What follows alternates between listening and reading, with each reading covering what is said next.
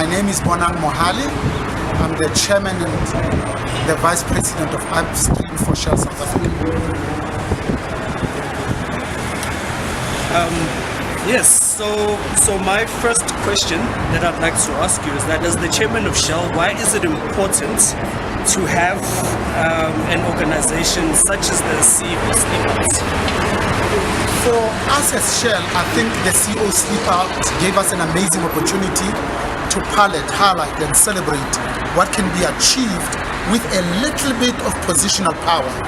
We know that we are temporary occupants of the corridors of power, and the challenge we have is what can we do to improve the quality of lives of the majority of our people, especially those that are less fortunate than ourselves. So as a CEO, you are in a very privileged position where what you say gets amplified 10 times. What you do gets emulated and followed.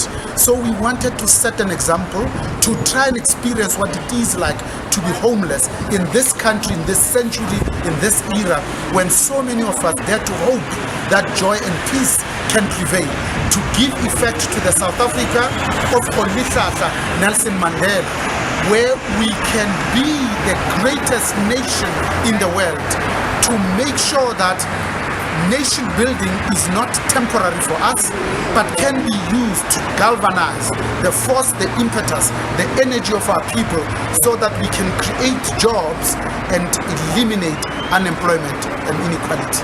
Sure. So why is it important for leaders to go through what the less fortunate go through? How does that shape you into becoming a great leader? Because as a leader, you are probably lucky to be the one that went through the sieve, when more people that are cleverer and much more hardworking than you have not been fortunate with the same privilege that you have.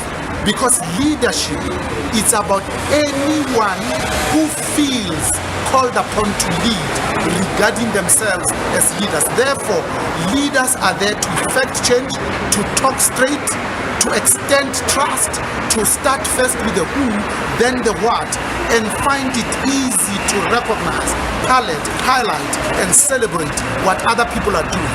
What we are called upon to do in South Africa today is to describe, to define, and shape our own new world. And that new world cannot be a world of poverty that has a black face, because all you have to do is to be born black, and the chances are you are going to be relegated to the informal settlements, and be born white, and your fate has been predetermined to live in the suburbs. So as leaders, it is our duty to bring a halt to this self-perpetuating vicious cycle of abject poverty.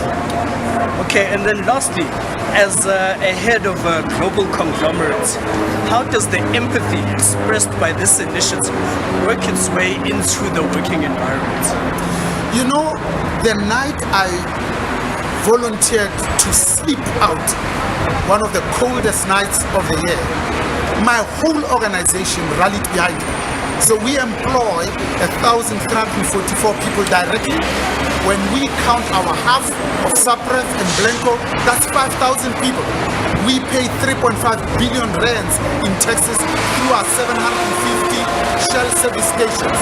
But when we decided, all of us, to rally behind the chairman and the vice president of Upstream for South Africa, we found and unleashed the most amazing energy. So we donated the 100,000 rand, but our people, out of their own free volition, went and found books in their libraries, in their aviaries. They found clothes and shoes.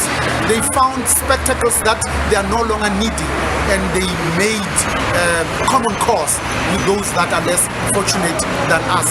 They volunteered their own rands and cents and went into communities to start initiatives. We went to Orange Farm, Enkandla, Emondlo. We went to Egugule, to Langa and Nyanga in the Western Cape, and we found ourselves in the community, and again trying to bring effect to this notion of usefulness, of being change agents, and being that which we want to see tomorrow. Fantastic, thank you very much.